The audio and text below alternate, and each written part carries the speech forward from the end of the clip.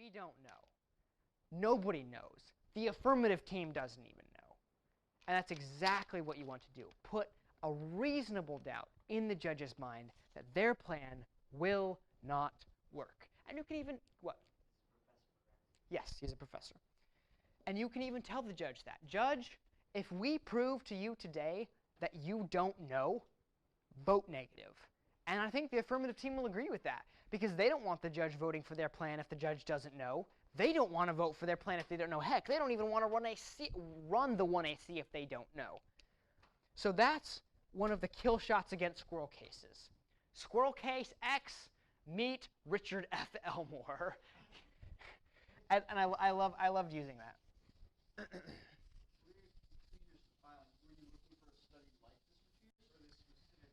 I looked mainly for the specific one. Now, granted, I had one of the words wrong, so it took me a little bit longer to find it. But 2 years ago, Ty introduced that study to me, except he phrased it like that. He was just burning through how to beat squirrel cases. He was like, use this, use this, use this. And then there's this guy named Richard F. Elmore who uses the policy that's like really cool. And then like use this. And I was like, I latched onto that one thing that he just said in passing.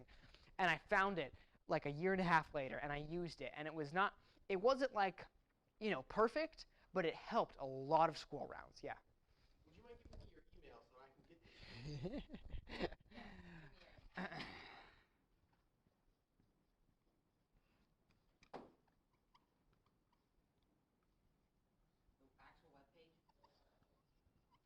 Cut the card, put it in a piece of evidence like Spencer told you how to today. Name, date, publication, credentials, URL, journal it was published in, book it was published in, article it was published in, I don't care, and then send it to me with the exact quote. Now, that was a paraphrase. So you have to read through the block of text to find where he says something about implementation will only work 10%.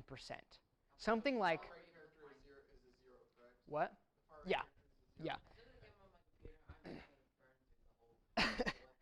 So if you can find somewhere in his, I think he might even mention it multiple times. So if you can find somewhere in the journal where it says the success of any policy, and that includes 90 or 10, it includes the words that I gave you today, I have it with me so I can cross-check it, but he could mention it in other writings too. So, all right. Now, I also was going to put my email up there for another reason, because when I worked for Ethos as a brief writer, I wrote 2 briefs. Vague mandates and good policy. 2 briefs. And I'll email them to you for free if you request them, because this is Ethos's kill shot on squirrel cases. This is Ethos's Squirrel Cases 101. What? Thaddeus Tague. Just pretend like the U and E are silent. Tag. Thaddeus. 0. Yeah. Basically, what Ethos asked me to do was to write a brief just on vague mandates. And did you guys remember what have we talked about vague mandates yet?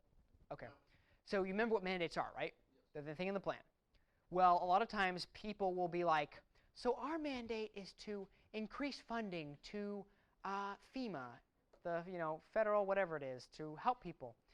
And that's called a vague mandate because they don't specify when they're going to increase funding. They don't specify how much funding. They don't even specify who's going to receive the funding inside FEMA, like the FEMA Tech Department, the FEMA field team. They don't specify any of that. A plan has to be specific. Vague mandates are what squirrel cases run a lot of times, and they don't specify. But even this one is just kind of applies to squirrel cases. This one really applies to squirrel cases because it's governing principles throughout history of what policies succeed and what policies don't succeed. It brings up principles like you have to have multiple plan advocates.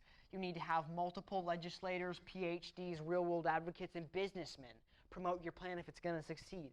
You need to have the right kind of funding. It needs to be an issue that the public is on board with. All of the elements of a good policy are the elements of real-world policy that work. And I can guarantee you there's not a squirrel case in the universe that fits underneath the definitions of what a truly good policy is. Wow. I really hate it. Oh, yeah. He like, literally,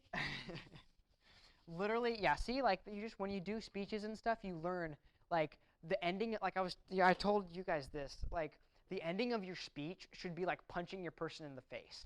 Like when you give your speech, they're like, oh, that's so good, and then you end and you're like, whack, and they're like, oh my goodness, like, oh, that was so good, like, oh, it brings tears to my eyes, like, and you leave that impression in their mind. They're like, wow, that kid really knows what he's talking about. And so you end on a high note. You don't end with, and so, you don't end on a ramble like, so Judge, we really think that you should support this policy because we think it's bad, and for all these reasons we told you why it's bad because it's bad for this. Vote negative. That's an okay ending. It rambles though. Like, Judge, we really believe that today you shouldn't vote for the affirmative team because we believe that a vote for the affirmative team is a vote for death. And for all of these reasons, we would strongly encourage a negative ballot. And that really leaves something in your mind, right? See? Like, gosh, man, if I vote affirmative, I vote to die. Same thing, it's just the way you say it. Right, exactly. It's the power of your rhetoric. Exactly. You rearrange words for your own benefit. So, good policy. Email me. I will send you an email back. I can't promise right away, but I'll get to you. I promise I'll get to you. Let's just leave it at that. All right, let's bring back up how debating negative. Here we go. Okay, we've got a few minutes left. You guys have any questions about negative debating? Oh, yes. Brilliant. Thank you for bringing me back. You have 10 minutes. You won't become a better negative debater if you don't learn from your mistakes. There's a team called Clash, a debate club called Clash, that has a motto. Clash doesn't rebuild after a tournament, they just reload.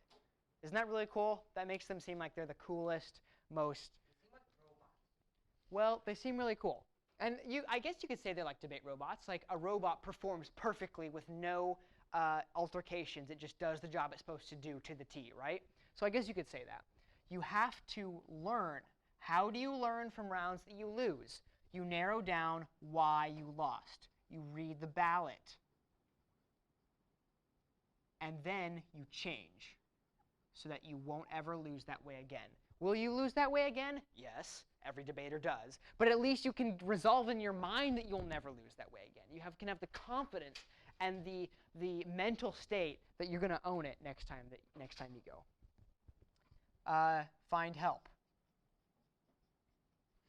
Don't be afraid to discern how good your judge is. If your judge sucks, don't tell him he sucks. Just find another coach. You know what I mean? If your coach is not helping you, find another coach. Post-debate, you want to find somebody that will help you learn how to win, how to become a better debater and a better communicator. Revise your strat. This is just on an evidence level. Ditch evidence that didn't work. Pick up new evidence that will work. Keep all of your evidence up to date. Be constantly researching that subject. All of that stuff helps you win. What else? What else? What else? Post-debate, post-debate, post-debate. That's really very true. The way that you sit at the debate table governs the next speech that you're going to give. It's statistically proven, like literally. If you slouch, exactly, see? If you slouch, you're not going to give as energetic of a speech. If you sit up straight, and this is the reasoning behind it, you get a better oxygen flow and a better blood flow to your brain. Improves your confidence, improves your cognitive abilities. Therefore, you give a more charismatic, well-presented speech. Because while you were sitting there, what? Exactly. Yeah, it's very true. Health and mental. So in the same way, your proverbial posture in between debate tournaments governs how those tournaments will go. Now, obviously, are you going to lose when you thought you won? Are you going to have multiple bad tournaments in a row? Yes. Are you going to be really mad at the judges? Yes. Are you going to be the best debater in the world ever your first year? Yes. Unless you have extreme luck and extreme. No, that's actually never happened. So be prepared for all of those. So that when they happen, you don't get really mad, and it doesn't throw you off your game. You're like, man, it's kind of like this. As Christians, when you know you're going to have a bad day, you set aside patience at the beginning of that day, right? You're like, you know what, God, I know I'm going to have a bad day, so I'm setting aside patience right now in the morning for all the times I'm going to get mad. And that really helps, because when you get mad, you're like, I already set aside patience for this. It's not as hard as it should be. Do that for debate. I already know I'm going to suck. I already know there's going to be times where I don't get up and I get up and I don't know what to say. I already know that there's going to be times that just I'm having a bad debate day. Be ready for all of that so that when it happens, it won't throw you off your game as bad. Because a good debater is someone who can take a hit, take a loss, get back up, and keep running at the same maximum capacity that they had. There was a tournament where the number one seed hit, and this was number one seed in the winner's bracket. So they hadn't lost a round all tournament. They were literally like 16-0 at nationals. They hit the underdog, who was coming up from the loser's bracket. It was a triple elimination. And the underdog had one loss. And they lost again. The underdog lost. And it was a big loss. I think it was a 5-0 decision. Like the first seed just killed them. And the underdog team won the rest of their rounds in the loser's bracket. And they made it all the way to finals. And they hit the number one seed, who by that time was like 19-0. And they were on top of their game. They were ready to go. They had the best evidence. And guess who won? The underdog, because they were ready for him. They took a loss that, as bad as it comes, every single judge in that room voted against them, and yet they came back during finals and they knew that they could win in finals. And guess who that team was? This dude right here. So a lot of times if it happens in debate, you lose bad, just like in sports you lose bad. But a lot of times how you win, and this is just true for life, guys, how you recalibrate after you lose governs how you're going to actually do, the rest of your life, how you're actually going to do the next time that you hit things. Because I can guarantee you in life that there's going to be times when you hit an obstacle and you don't know what to do, Yeah, I bet you guys have probably experienced that before. You've hit an emotional obstacle. You've hit a physical obstacle. You've hit, something you just can't do. You just can't get along with your siblings. You just can't get along with your parents, and you don't know how it's going to happen. Well, if you prepare for it after every argument, then the next argument you have with your siblings, you try to figure out what went wrong. You try to figure out how to avoid that, how to be better to them next time. Then I can guarantee you that your next interaction is going to be better than your last interaction. It may not be good, but it'll be a whole lot better than the last one you had. And that's so true in debate. It's so true. All right, any questions about debating negative and how to win? Remember, don't be scared by negative. Literally just sit back and take pot shots. Choose your best arguments. Run them deep. Find the core of the arguments. And win. So, good job, guys. Thank you for letting me talk for an hour and a half. Hope I kept you awake.